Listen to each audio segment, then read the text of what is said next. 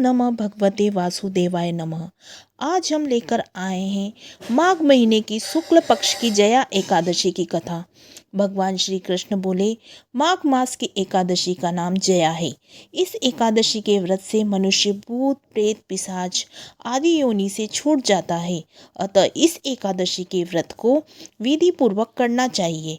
हे अर्जुन, मैं एक पौराणिक कथा कहता हूँ, उसे सुनिए। एक समय इंद्र स्वर्ग लोक में राज्य करता था। वहाँ अमृत का पान कर नंदन वन में अप्सराओं के साथ आनंद पूर्वक क्रीड़ा करता था। एक समय इंद्र अपनी इच्छा अनुसार अप्सराओं के साथ रमण कर रहा था।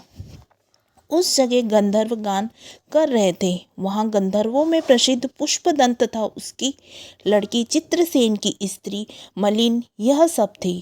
उस जगह मलिन का लड़का पुष्पवान और उसका लड़का माल्यवान था। उस समय पुष्पवती नामक एक गंधर्व लड़की माल्यवान को देखकर उस पर मोहित हो उठी, कामवाण से चलायमान होने लगी।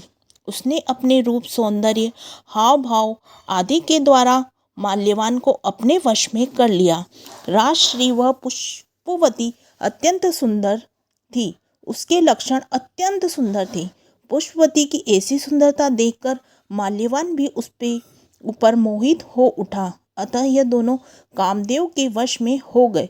परंतु फिर भी इंद्र के बुलाने पर नाच गाने के लिए उन्होंने जाना पड़ा और अप्सराओं के साथ अपना गान शुरू किया। यद्यपि वे नाच रहे थे, परंतु कामदेव के प्रभाव से उनका मन न लगा, अशुद्ध गाने लगी। उनकी भाव को देखकर इंद्र ने इनके प्रेम को समझ लिया और श्राप दे दिया कि मेरी आज्ञा का उल्लंघन करने वाली तुमने मेरा अपमान किया है, इसलिए तुम स्त्री पुरुष के रूप में मृत्यु लोक में जाकर पिशाच का रूप धारण करो और अपना कर्म फल भोगो।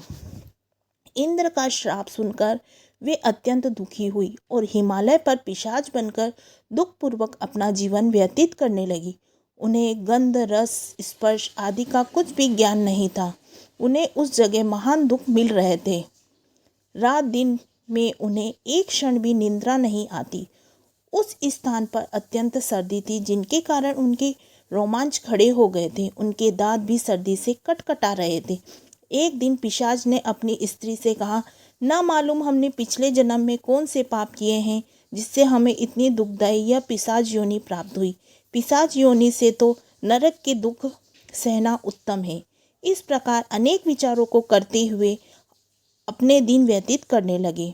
देवयोग से एक दिन माघ मास की शुक्ल पक्ष की जया एकादशी आई। उस दिन इन दोनों ने कुछ भी भोजन न किया, न कोई पाप कर्म किए। उस दिन केवल फल फूल खाकर दिन व्यतीत किया। महान दुख के साथ पीपल के वृक्ष के नीचे बैठ गए। उस समय सूर्य नारायण अस्ताचल को जा रहे थे। वह रात्रि इन दोनों ने एक दूसरे से सटकर बड़ी कठिनता से काटी। दूसरे दिन प्रातःकाल होते ही भगवान के प्रभाव से इनकी देह छूट गई। अत्यंत सुंदर अप्सरा और गंधर्व की देह धारण करके तथा सुंदर वस्त्रों तथा आभूषण से अलंकृत होकर स्वर्ग लोक को चले गए। उस समय आकाश में देवंगन और गंधर्व भी उनकी स्तुति करने लगे। नागलोक में जाकर इन दोनों ने देवराज इंद्र को प्रणाम किया। इंद्र को भी इनके प्रथम रूप में देखकर महान आश्चर्य हुआ। उनसे पूछने लगे कि तुमने अपने पिशाच देह को किस प्रकार छुटकारा पाया, सो सब कहो। इस पर माल्यवान बोले, हे इंद्रदेव, भगवान विष्णु के प्रभाव तथा जया एकादशी के व्रत के पुण्य से हमारी पिशाच योनि छूटी है। तब इंद्र बोले कि हे माल्यवान, एकादशी का व्रत करने से तथा विष्णु के प्रभाव से तुम लोगों को पिशाच की देह को छोड़कर पवित्र हो गए और हम लोगों के भी वंदनीय हो गए, क्योंकि शिव और विष्णु भक्त हम लोगों के वंदना करने योग्य हैं। अतः आप धन्य हैं। अब तुम पुष्पवती के साथ जाकर विहार करो। हे अर्जुन, इस प्रकार इस जया एकादशी के व्रत को करने से समस्त कुयोनि नष्ट हो जाती है। जिस मनुष्य ने इस एकादशी का व्रत किया, उसने मानो सब तप यज्ञ दान किए हैं।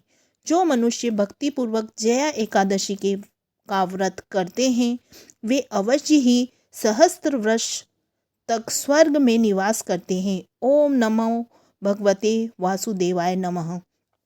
आपको हमारी कथा अच्छी लगी हो तो चैनल को लाइक सब्सक्राइब